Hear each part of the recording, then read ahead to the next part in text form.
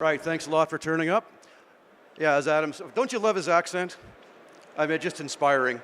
No, seriously, we were born sort of miles apart in a galaxy far, far away, and on different ages though. And thanks for the introduction. It was actually true. How about that? I used to trade the peseta, if you want to know how long I've been doing this. Google that after, don't do it now. But it'll give you an idea of what I've been up to. And obviously Adam's given you a very nice overview of what I've been doing up until a few years ago.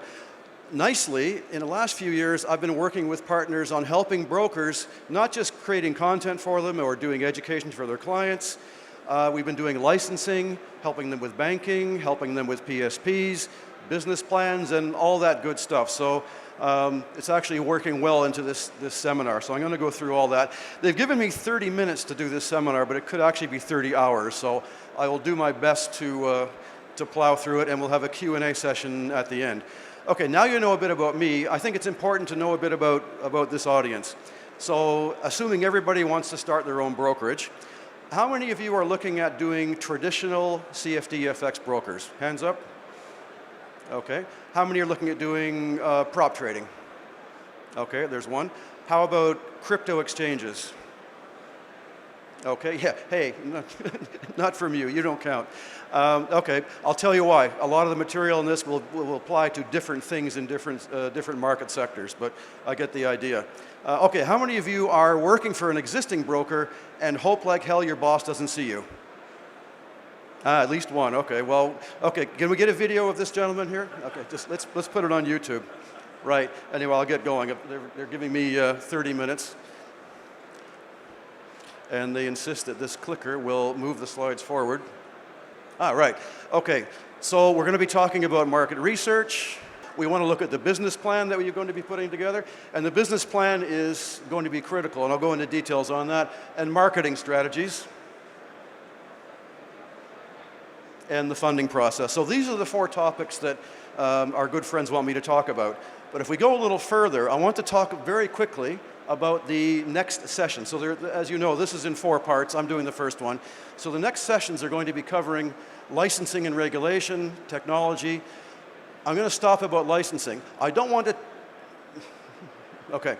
I don't want to step on the toes of the next presenters, but all the things I'm going to talk about right now, especially licensing, will fit into the business plan.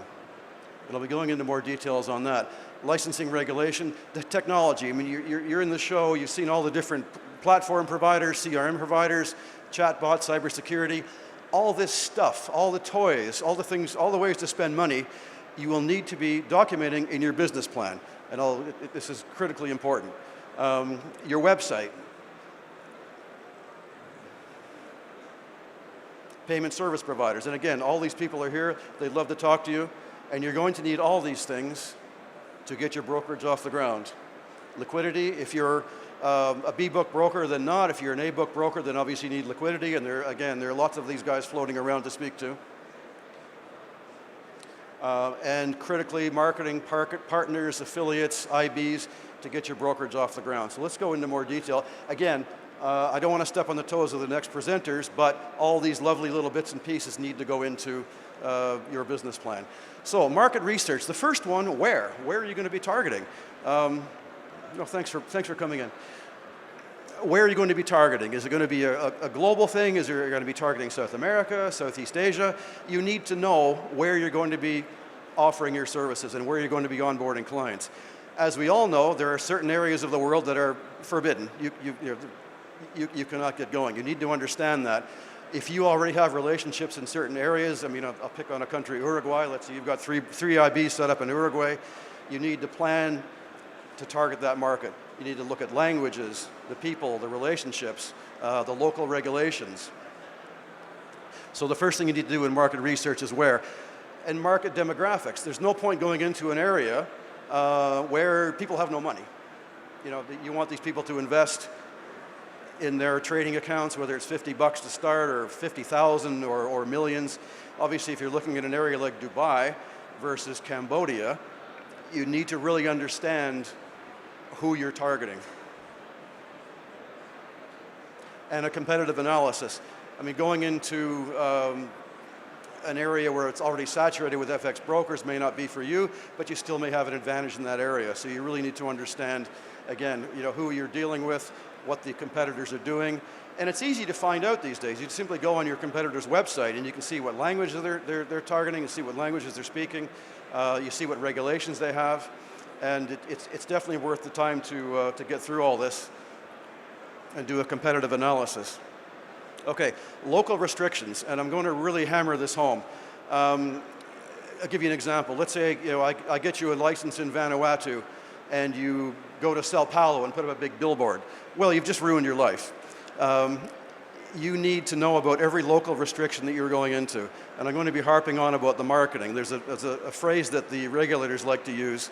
It's basically passive marketing. It's going out and selling directly to a client, to a potential advertising, is almost verboten. You need to be able to have a reactive marketing strategy, whether it's social media, through IBs, or whatever. So what the regulators want is for your clients to come to you, not the other way around. I know that sounds a bit complicated, but I work with a lot of clients, brokers, who are applying for licenses, who have licenses, and one of the ways that your business can succeed is proper marketing. One of the ways your businesses can fail is mistakes in marketing. I'll give you an example of a local restriction. As I say, I have a partner, we work together in licensing. We've actually done, between the two of us, 15 licenses in a row. We're batting 1,000. I had to explain the baseball analogy to my partner, he's French. But some of the times we submit documents for a license, and there's nowhere to hide these days. If a director for your potential brokerage has got into trouble earlier, let's say, and it's usually through marketing, it's usually through soliciting clients in the wrong area or aggressive marketing, that's it. To get that person off the poop list, off the blacklist, is very, very difficult. So we end up recommending to these people to find another director for their brokerage. So going into an area, and I mean, it doesn't matter where you are in the world, and suddenly being really aggressive with your marketing, and we've all seen it through the binary options days and all that stuff. The regulators will just want to shut that down. So you really need to understand your local area, your local target markets.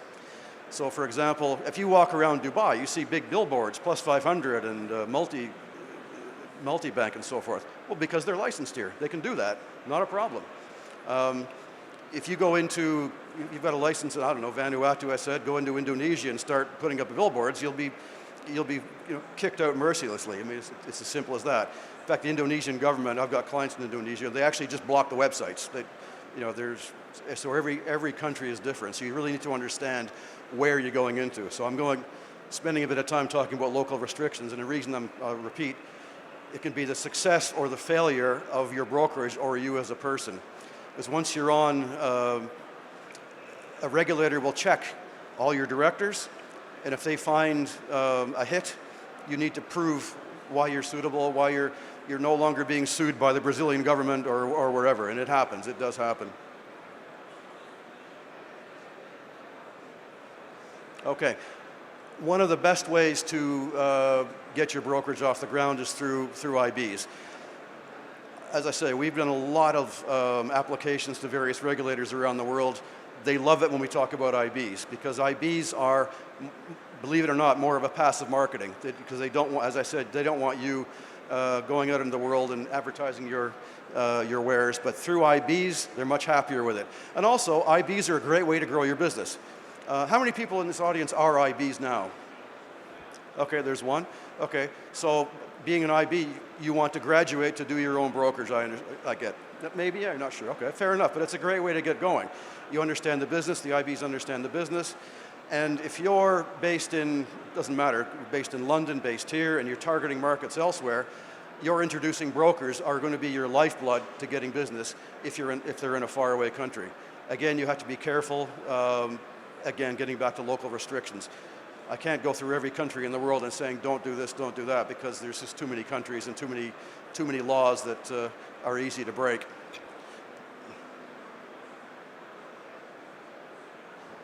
Okay, the business plan. So let's talk about why and why. That sounds like a boring thing. Do we really need a business plan? You know, I've got a rich uncle who's going to fund my brokerage. Well, yes, you do.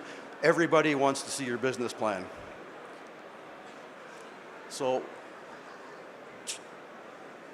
okay, well, we start with the investor. Let's say you have an investor, even if it's a rich uncle, he didn't get rich by accident. He'll want to see what you're, you know, how you're going to run the business, how you're going to grow the business. I'm going to go through different types of investment later, but venture capital companies, angel investors, they like scalability. They like to see room for growth. So you need to show them that your business is scalable and ready to grow and feasible. It's as simple as that. Okay, for your license. Again, you cannot apply for a license without a business plan. It's as simple as that. And I cannot tell you enough, get a license. It's that simple.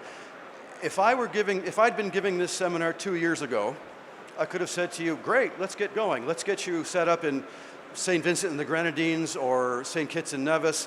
You can have or St. Lucia. You can have a corporation there with an agent there. You can be done in 2 weeks. Get a legal letter of opinion, and away you go. I'll introduce you to a banker and a PSP guy, and blah, you're set to go. Well, 2 years ago, almost to the day, the good people at the FSA in St. Vincent and Grenadines said, that's it. We've had enough. We've had enough scammers. We've had enough people complaining about losing their money. And they basically said to all the St. Vincent brokers, show us a license or get out. That changed the industry completely. And again, it was almost 2 years ago to the day. They had until March the 10th to prove to the St. Vincent authorities that they had a proper license somewhere else. And a lot did. A lot didn't. A lot couldn't afford to do that. But basically, what regulators don't want is complaints. Simple as that. So you need to run your brokerage as a proper business. Right, so people tried to re-domicile. They went to St. Kitts and Nevis. After a few months, they said, no, go away. But that wasn't the end of it. Then the banks got wind of this, and banks started turning off accounts. They started closing accounts for brokers. So the whole industry changed literally March of 2022. So here we are now. I'm giving a seminar, and I'm going to be telling you over and over again, whatever you want to do, get a license. It's that simple. If you want a license in Dubai, it's a big process. It's a very expensive process. If you want a license in, say, Mauritius or Seychelles, it's less expensive, but you need a license. And I'm going to be harping on this through the entire 30 minutes because it's so important. I actually missed one. And the other thing is for yourself, of course, for yourself. You start doing a business plan, you're going to be asked to do financial projections. And as I said, all these little bits and pieces around here you're going to need, platforms, KYC, CRMs. You have to account for how you're going to pay for it, how the investor's going to pay for it. And once you see in the business plan what it's actually costing you, it's a wake-up call. So you're doing it for yourself, you're doing it for the regulator, you're doing it for even in some cases a platform provider. And there's one thing I missed on there, the banks. If you are a brokerage, and there are still some brokerages out there with no licenses, they're called high risk. It's simple as that. So filling in a form for a bank is not enough. They need to know everything about you, and they will need to see a business plan. Applying for a bank account is pretty much the same as applying for a license. Okay, so the business plan, what's in it? I mean, that's what I've been doing for the last few years, helping customers, helping brokers develop their business plan, some existing brokers. What really surprised us when we started taking on some St. Vincent customers was how they'd been successful for many, many years, but really didn't have a proper structure. And suddenly, as I say, they need bank accounts to get going. So what we put in the business plan, if you've opened a business or even looked on Google, you can see there's quite a few things that go into a business plan. There's an executive summary, which is the top level of what your brokerage wants to do and how you're going to run your business. There's a business description, what you're going to be offering, and everything that goes in there. Are you going to be a CFD broker? Are you going to be running a prop trading firm? All the details need to go in this. Okay, the organizational structure, and this is really, really critical, especially for the regulator. You can't just drag in people off the street or your cousin and show a CV. They need to know that the person who's a director or running a dealing desk or whatever, that they have experience running a brokerage. I've had really good people been bounced by a regulator because they just didn't like the look of the guy's CV. So you have to find somebody else.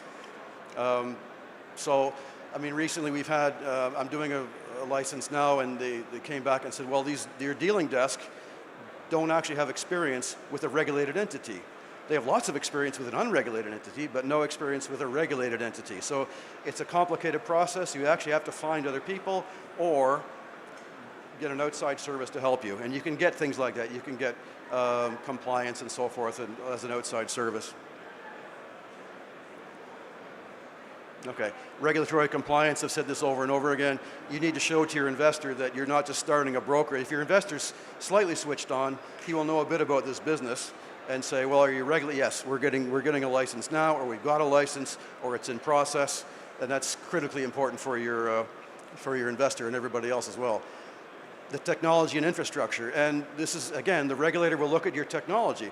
They'll want to know what platform you're using. Like say, oh, is it their business? Well, yeah, it is. They make it their business. But also they'll want to know about your CRM, your KYC product. I mean, I'll give you an example. If you say, oh, we're a small broker, we're going to do KYC manually. Okay, that can kill a month in the process because you'll have to provide documentation, who's doing it, how you're doing it. But if you say in your business plan, oh, I'm using these guys, I'm using SumSub, or I'm using GBG. Oh, thank you. Regulators and banks, they like to tick the box.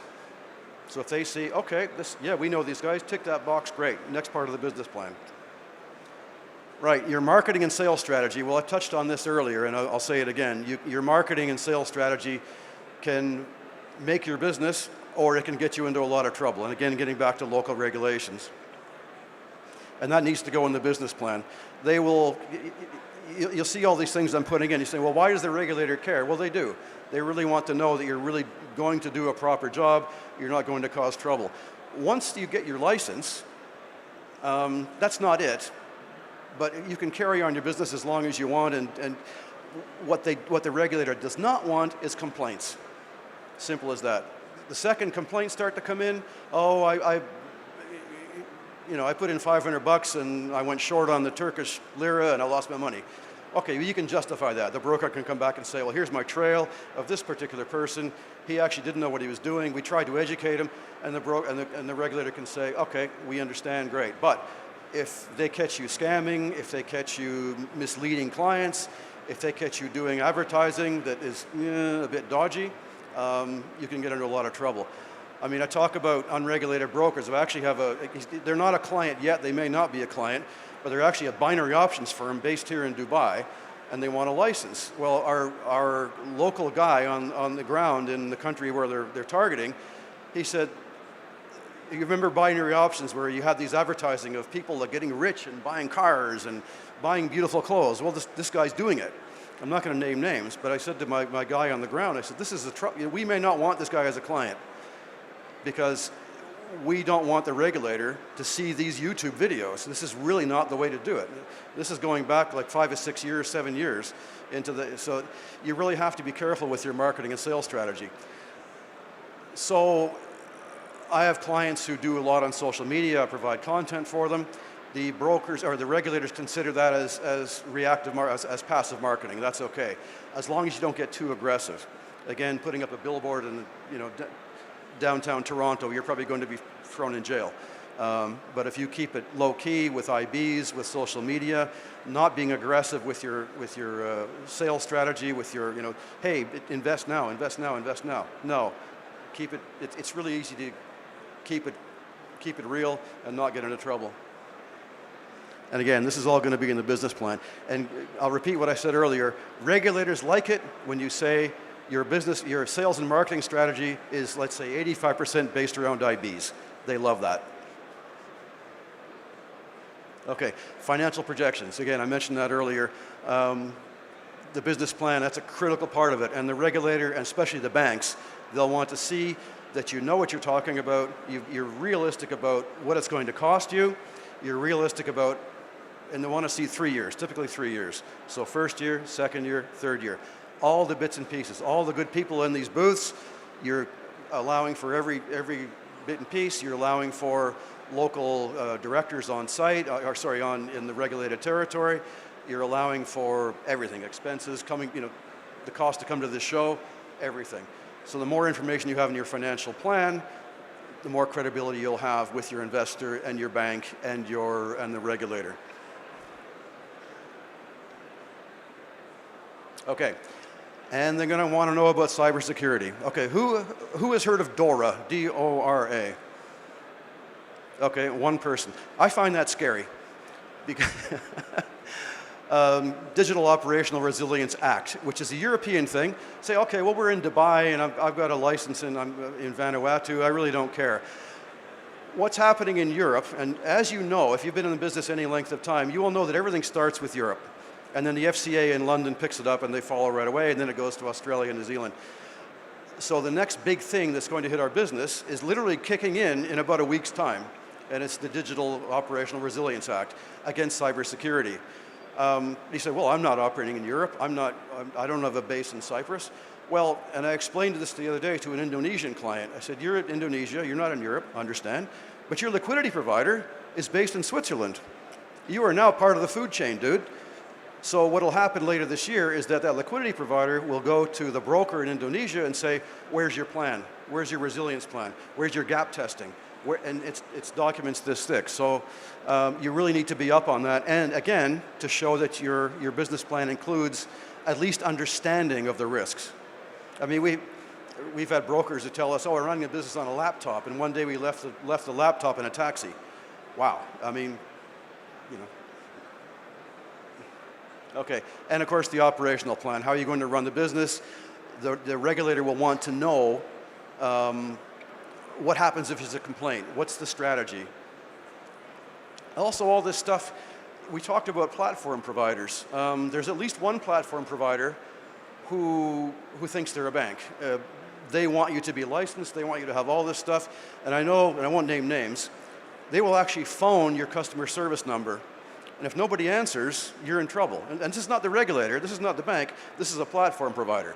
So if you have a phone number on your website that says, call us for customer support, and there's nobody there, you could get in trouble from all kinds of angles. Okay, I've got 7 minutes left, so I better get rocking and rolling here. Okay, marketing strategies. Well, lead generation, again, I've touched on that. You want leads to come in. Getting out there and being aggressive around the world is very expensive and very difficult and time consuming. So you want to be able, and there are a lot of companies that offer you leads. I get these emails and notes on LinkedIn all the time, whether they're real or not. If you have someone can refer you to someone who's generating leads, then great, go for it. Sometimes these leads are 10 years old, so you have to be very careful with that. There's also lots of ways to get leads. There's going to networking events in your city. Again, you're not aggressively soliciting deposits, you're actually promoting your services, it's marketing. Real quick story, I went to a trade show in Bangkok last September, not IFX, and there was a guy on stage soliciting deposits. Didn't have a license. They called the police. I'm not joking, I was there. They came in with automatic weapons. It was really serious. So if you're going to get leads that way, you'll get into trouble. So you need to work out a plan to get leads at a more passive, and again, I'm going to go on again, IBs. IBs can be the lifeblood of your business. Okay, client retention. You get the client, they've made a deposit. You know, how are you going to keep them there? Well, there's lots of ways to get clients in and lots of ways to keep them entertained, to keep them trading more, and that doesn't mean having an account manager aggressively calling them up. That's against the rules, basically, trust me on that. But you can do education, you can have webinars, seminars, events, as long as you're not breaking the rules of your jurisdiction, like, hey, get a free iPad if you trade this much. You can do that in certain jurisdictions, you can't in others. So you need to understand, if you're trying to motivate your clients to trade more or keep their accounts intact, be aware of local restrictions and local regulations. Social media. I mean, I'm working in this business and I can tell you hand on heart, YouTube. People ask me, oh, should I do this or I do TikTok and YouTube. Okay, end of story. I've seen brokers, I worked for 6 years providing content for one London broker, and their whole success was based on YouTube videos. That simple. And I'm still doing that for other clients right now. Again, YouTube is owned by Google, which Google is the largest search engine in the world. trust me, do the math. It's not that difficult. I've had clients who've been on, I've got one client who has 400,000 followers on Facebook. Wow, that's fantastic. It cost him like 10 grand, and we do the analysis now. The brand new YouTube channel is generating more client deposits than the 400,000 followers on Facebook that they set up, I don't know, 12 years ago. So again, you need to take a look at what you're doing and where you're going with social media. Twitter, a lot of people generate business from Twitter. I've had clients who have not been that successful with it.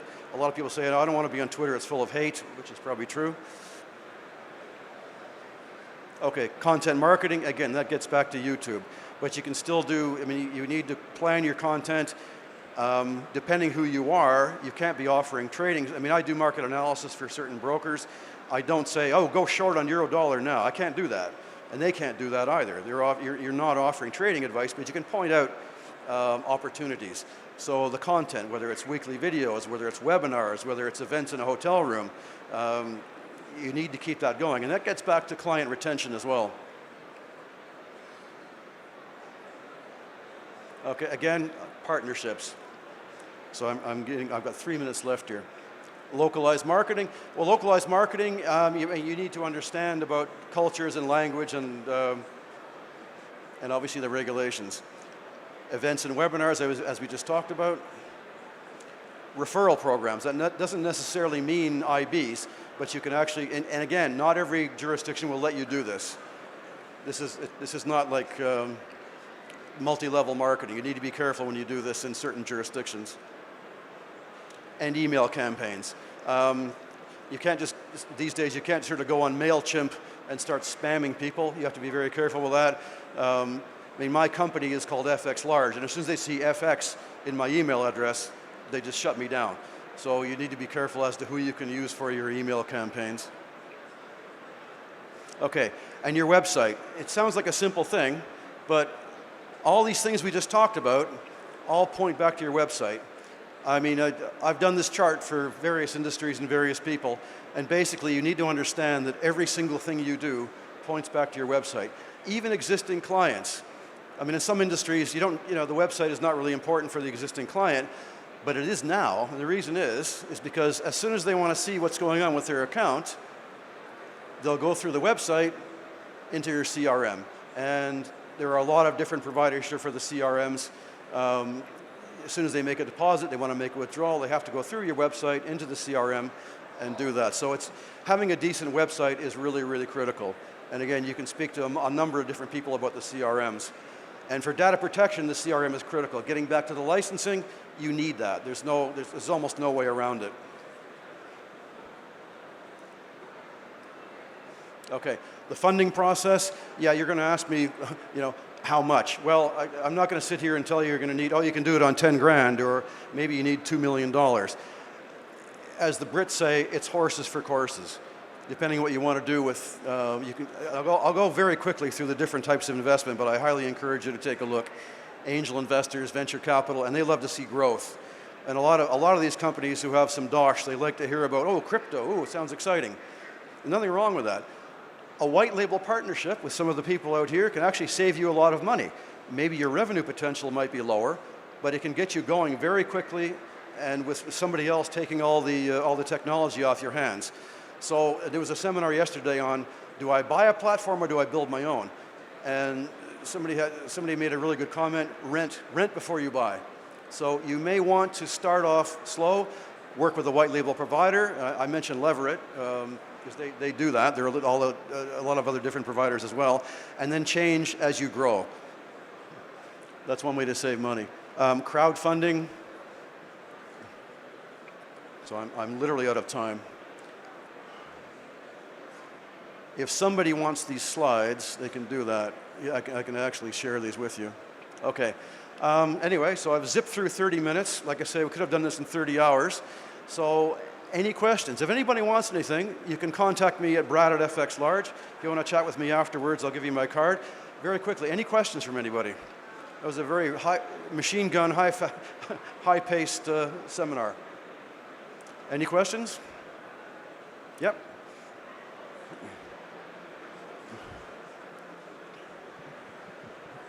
Thank you, Brad. This welcome. was valuable seminar. The question is there any digital license that's allows us to cover a bunch of geographies? I'm just locations. Okay, that is an excellent question. Yeah. Okay, we used to work with Labuan, and you actually can combine FX and crypto.